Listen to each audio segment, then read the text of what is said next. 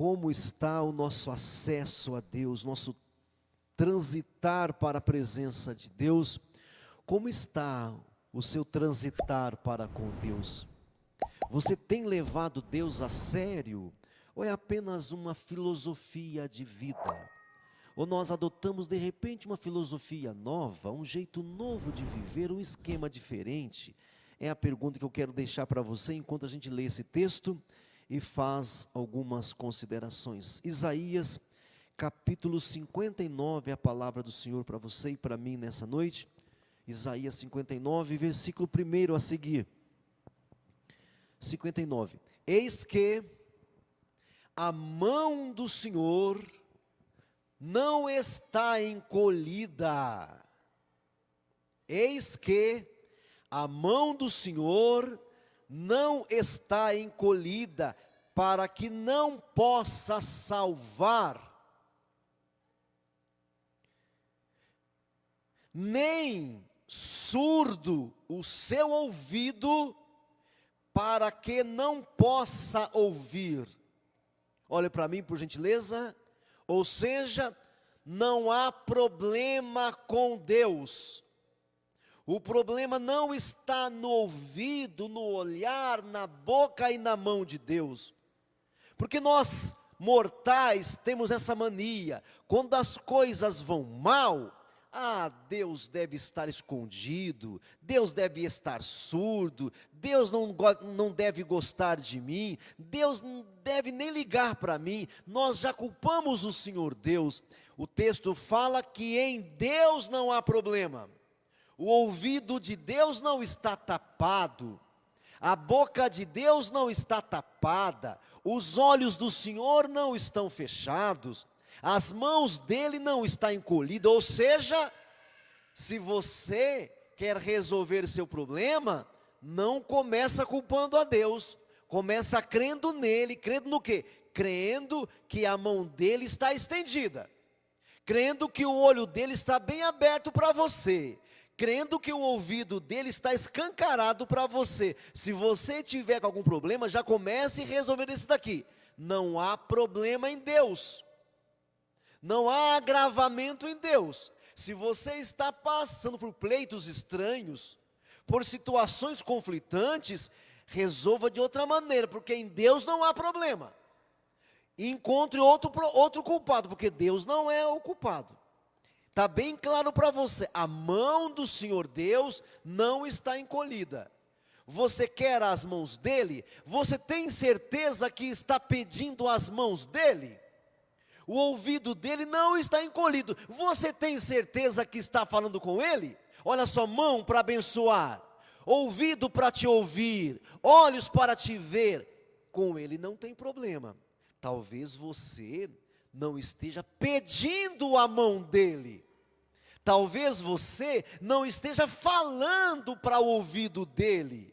Talvez você não queira ouvir a boca dele, porque nele não há problema. Está claro para vocês por que eu comecei falando sobre trânsito para com Deus? Porque pode ser que você não esteja transitando para ele, pode ser que você não esteja se dirigindo para ele, é possível. Pode ser que você seja como um budista, um hinduísta, simplesmente um religioso, porque nele não há problema. Pode ser que as vossas vaidades esteja aflorada. Pode ser que os vossos caprichos humanos, os vossos desejos psicossomáticos estejam tomando o teu ser, porque nele não há problema. Mão dele não está encolhida. É que talvez você não queira a mão dele, né, não, irmão? Porque a mão dele vem com alguns comprometimentos, não é assim? A mão dele vem sobre aqueles que querem compromisso.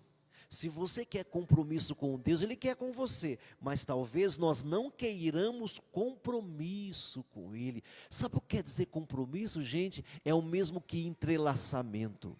Quando eu faço assim com as minhas mãos, num piscar de olhos, você não sabe qual é o dedo da mão esquerda e o dedo da mão direita. Quando eu faço assim, você não sabe qual é o dedo da mão esquerda, as juntas da mão esquerda e a junta da mão direita. Ou seja, é uma coisa só. Compromisso com Deus é entrelaçamento. Agora pode ser que nós queiramos um Deus empregadinho. Pode ser que nós queremos um Deus soldadinho. Pode ser que nós queremos um Deus polícia. Um Deus empregadinho nosso. Isso Deus não é e nunca será. Ele é Senhor, Ele não é empregado. O empregado é você e sou eu. Servo é você e sou eu. Ele não é servo de ninguém. Deus nunca foi servo de ninguém. Talvez é isso que você queira. As mãos dele não estão encolhidas. Os ouvidos dele não estão tapados. Então talvez você não queira compromisso com as mãos dele. Segundo, talvez você não esteja falando ao ouvido dele. Você pensa que orar a Deus é orar o que você imagina e bem quer, meu irmão? Você acha que orar é apenas blá, blá, blá, blá, blá? Orar assim você pode orar para o Alá.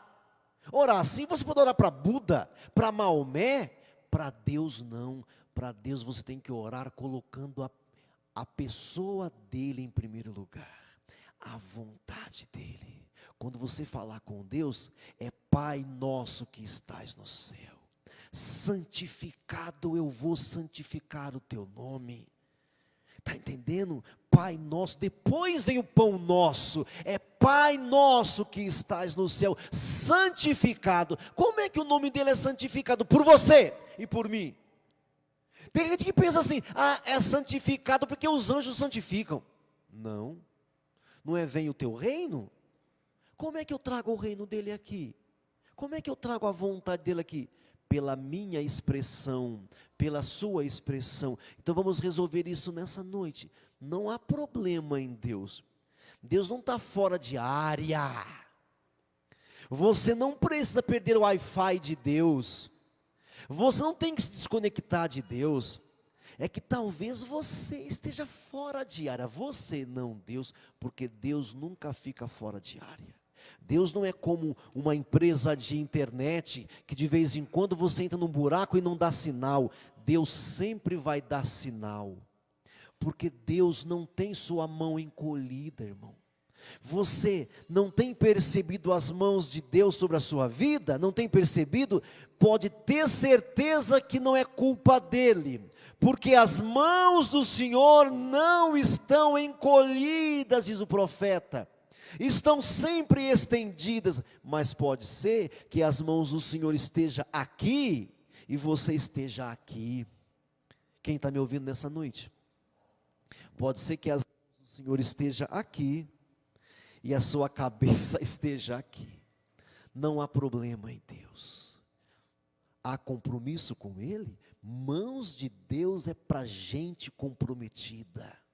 Como é que é ser comprometido? É querer Deus, é desejá-lo com toda a sua força, com todo o seu entendimento, querer o Senhor, saber que só nele há a salvação, só nele há a libertação. Comprometimento, é isso que atrai as mãos de Deus. E o ouvido de Deus, estão tapados?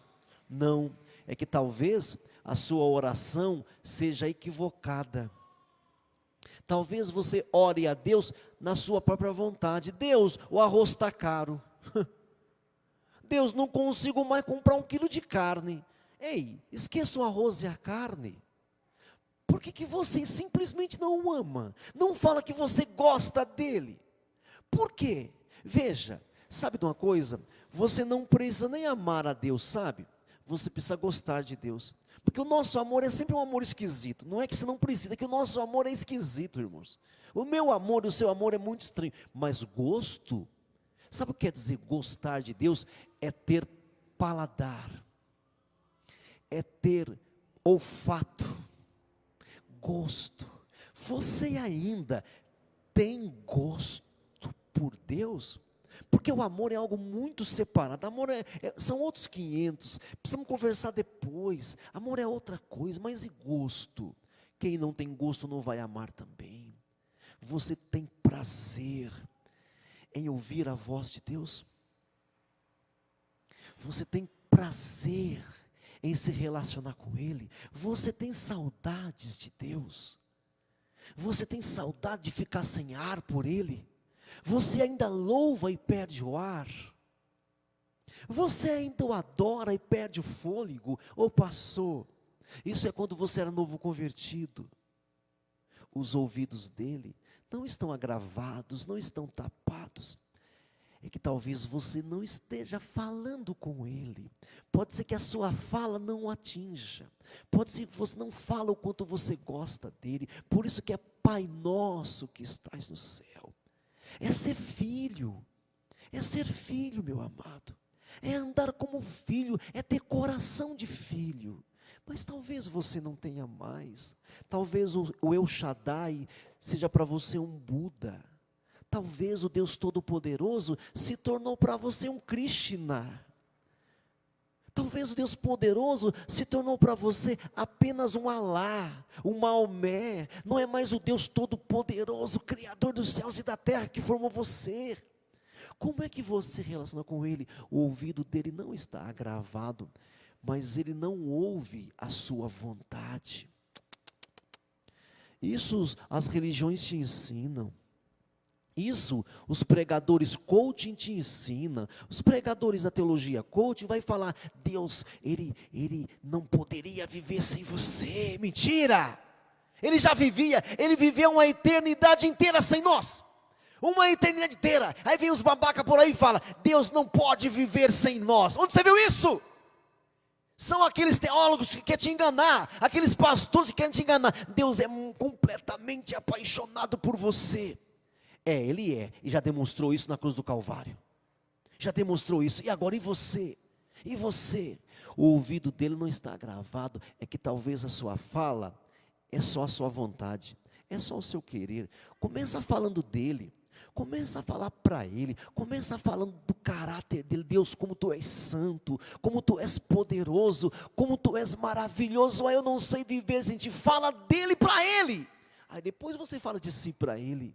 Aí depois você fala: o pão meu, o pão nosso, o meu pão de cada dia está faltando. Mas primeiro fala: Pai nosso, Deus meu, minha bandeira, meu El Shaddai, meu libertador, meu perdoador, meu Deus em quem confio. Fala dele para ele. E não é nem que ele precisa, porque ele se conhece, ele sabe quem ele é, mas talvez você não saiba quem ele é. Olha, irmãos, é bem possível que você misture Deus com as suas conclusões. Pode ser que você vá vivendo a vida cristã, vá evoluindo. Pode ser que você vire um pregador. Pode ser que você vire até um pastorzinho por aí. E de repente você começa a confundir Deus com aquilo que você pensa que Ele é. Você começa a confundir Deus com as suas conclusões, com as vossas definições. Ei, eu adoro descobrir Deus todos os dias na Bíblia. Como é bom descobrir Deus. Como é bom Deus se revelar através da sua palavra. O que eu disse para vocês hoje? Não há problema em Deus. Não há. Deve ter outro culpado aí. Deve ter outro probleminha no meio do caminho. Mas Deus não é o culpado. A mão de Deus não está encolhida. O ouvido de Deus não está surdo. Não está agravado. Eu posso complementar. Os olhos de Deus não estão cegos.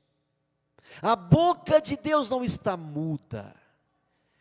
Você deve encontrar outro problema, porque o problema não está em Deus. Decididamente, definitivamente, comece a falar: Pai nosso, meu Pai. Vá para a presença dele, peça perdão. Analise a sua vida, meu irmão, minha irmã. Avalie a sua vida. Pode ser que você não sinta mais como antigamente. Você precisa fazer essa avaliação. A maioria dos profetas desanimaram também. Não é só você, irmãos.